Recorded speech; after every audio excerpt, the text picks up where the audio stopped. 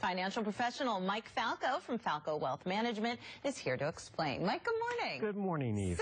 $600. That's a pretty big chunk of change. A lot of money, yeah. Yeah, and let's talk about why this is such a teachable moment and why that's so important.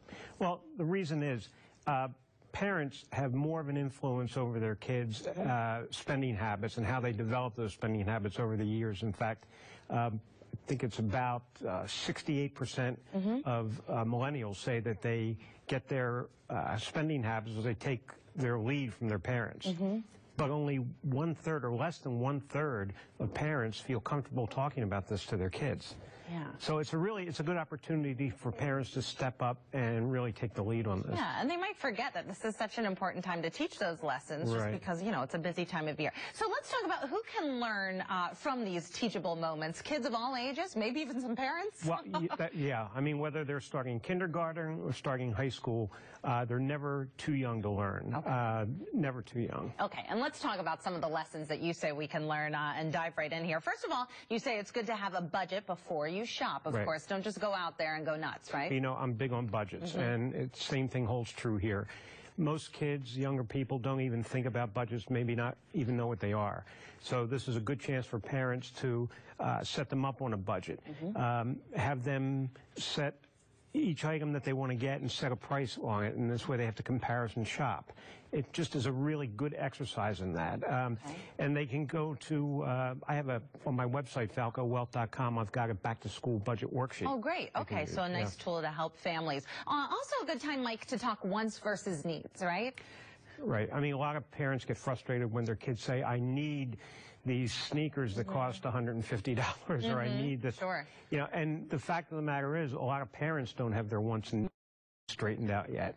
But it is a good opportunity to teach kids that, you know, this is their budget. These are what you're going to get. This is what you get with these are your needs. You get your needs first. If anything's left over, then you can get the wants. Okay, good way to think about saving for maybe some of those things. And what about, you know, a problem that all of us tend to run into when we shop?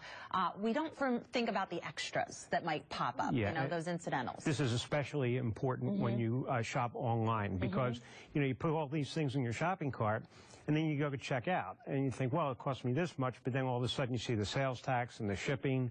So you've got to take these into account because they can play a big part in it. Okay, and we want to save every penny we can with this $600 estimate, right? Now, what if your child runs into some sort of mistake or makes, you know, doesn't follow the budget? What do you do then? Well, if they don't follow the budget, I mean, they've got to realize that there are consequences. Now, obviously, if it's something they need, you help them out. And I know this happened to me when I was younger.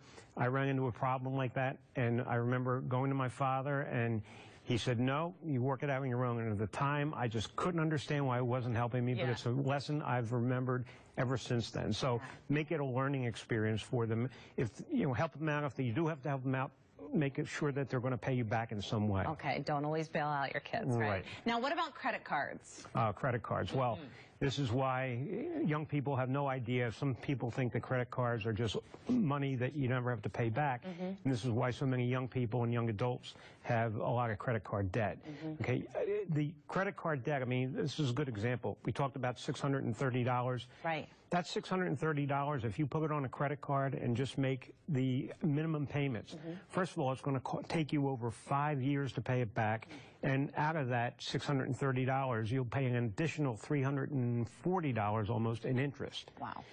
I've got some interest calculators on the website too. You can kind of play around with it just to stress the point. Right. All right. Lots of great tools. FalcoWealth.com. Mike, thanks so much. Make it a learning experience when we shop for back to school. Thank you, Mike. And stay with us, everybody. We'll be right back.